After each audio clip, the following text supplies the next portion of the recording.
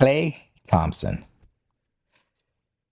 Okay, man, like I gotta really try to figure this out because it's either this dude is delusional or he has the fakest friends on the planet. Because Klay Thompson decided that it was an amazing idea to start like dating or being in a relationship with Megan Thee Stallion.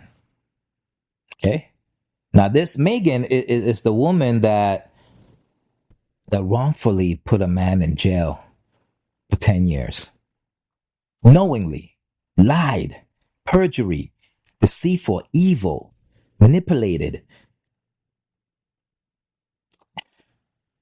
And this is the woman you're like, yeah, this is my queen.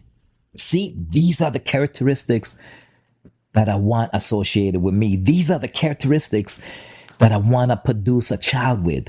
This is exactly how I want my daughter to grow up and be like. There's something sincerely, completely wrong with Klay. And I don't know what it is, because from the outside, he grew up with two parents, I believe they're still together, good, healthy relationship. So what happened? Like, what happened? What in the wildest dreams possessed Klay Thompson to say, Megan is the girl I've been waiting for my whole life?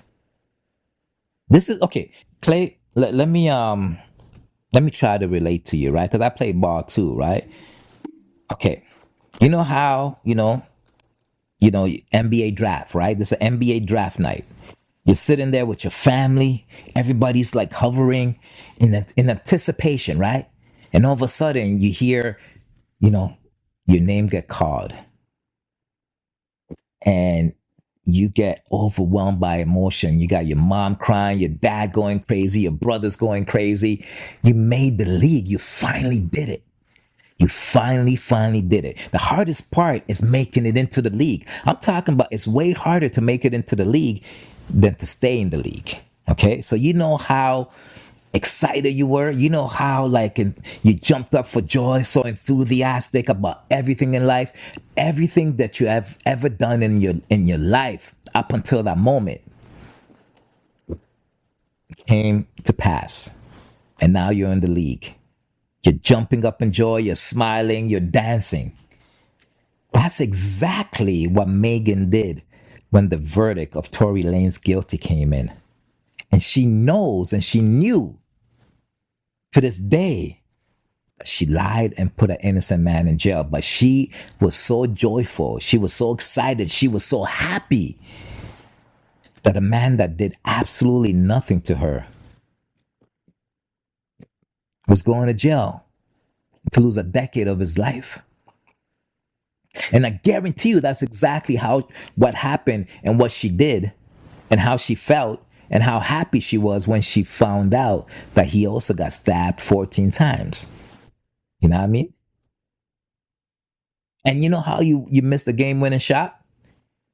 You know, the game winning shot to win the NBA championship? You know how awful and disappointed you are? That's probably how Megan reacted when she realized that Tory wasn't dead. That's how she reacted when she realized that it was God that is going to determine where Tory Lanez is going. It's God that's going to preserve his life. No man could take his life unless it's God. She was probably disappointed. The same way somebody misses the game-winning shot for the NBA championship, Game 7. 10 seconds on the clock. Klay, probably worth, I don't know, 200 million, maybe more. No kids, no wife, no nothing. Great family upbringing. The world's in your hand, man. You got the world in the palm of your hand. You can have anybody you want. Anybody. You know what I mean? But you choose Megan. Now you could have thought that, okay, maybe I was thinking Clay was under the rock, man. He don't even know what the heck was happening. No, him and Tori were friends, so he knows exactly how Megan is. But yet, this is the woman you chose to be your queen. It's one thing if you didn't know, and all of a sudden now, you know what I mean? You're in the mix of it. You got a couple kids with her. You're technically married.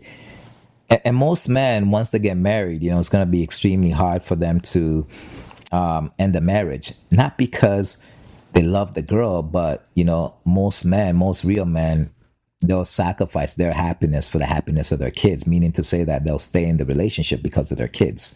That's it, nothing else, right? So if Megan tricked Clay and he had no clue, because a lot of narcissists, they're extremely amazing. They're dope in terms of they're extremely amazing at what they do, and that's manipulation, deceit, and just an overall disgusting human being. But they're very well skilled at the art of deception. So maybe Clay got deceived. No, because the whole world,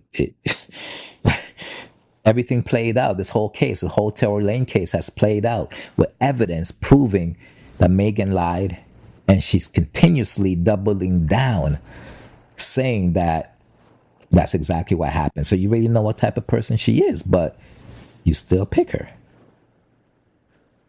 Like, this is when I start thinking that there's something psychologically wrong.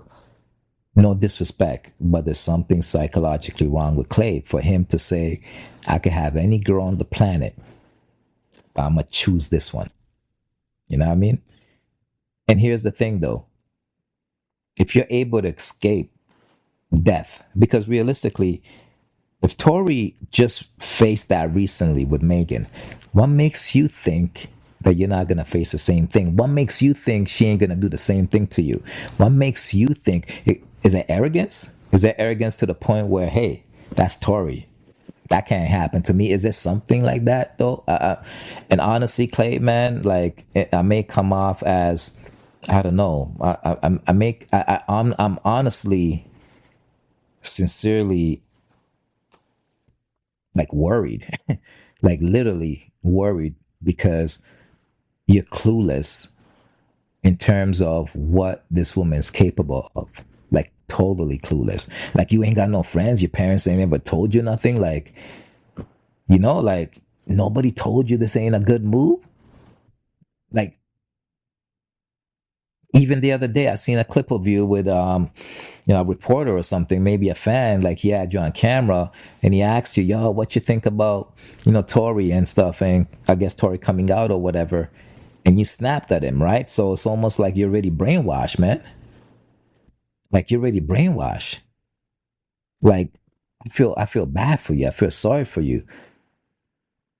But the thing about it is that you can't escape what she will do to you, especially if you have a track record of what transpired already.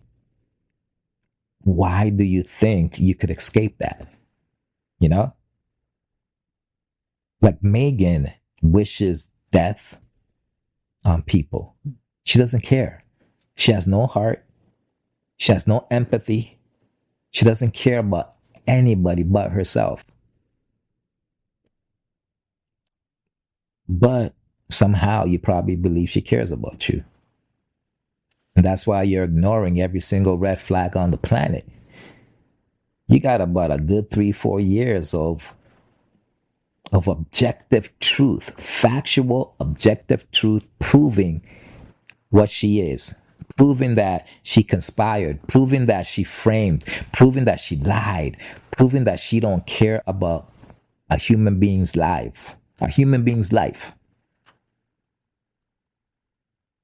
She's willing to watch a man die in jail, and that gives you some type of satisfaction. But for some strange reason, you're like, this is my girl, man. You're proud of her. And then you want to get mad at the rest of the world for trying to help you out, for trying to knock some common sense into you. But honestly, when things start crashing down, what's going to happen is that rest of the world, they're not going to care about the tears. They're not going to give you no empathy because everybody's trying to warn you, but for some strange reason, you don't want to listen, man. Like, you know, a great fall happens, but right before that, a large amount of pride is already exhibited.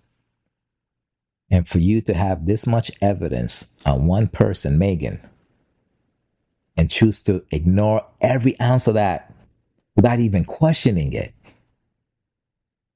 it's like after a while, it's like whatever you get, you're gonna deserve money. I don't know which other way to put it. Like, and I want every single person out there to look at this situation as it plays out because it is gonna play out. You're gonna get the exact same thing Tory Lane's got. You know what I mean? You will get it. Hopefully, you're still okay when you go through that. But everybody else, this is an example of what not to do. You know what I mean? Like, this is an example of, you know what? I don't have to go through something to understand that this ain't the right thing for me. Klay, I'm begging you. I'm begging you, dude, for your life. Like, if parents, cousins, shoot, you and Steph Curry are brethrens, man. But I'm sure Steph's a wise man, man. I'm sure he told you, but you don't want to listen.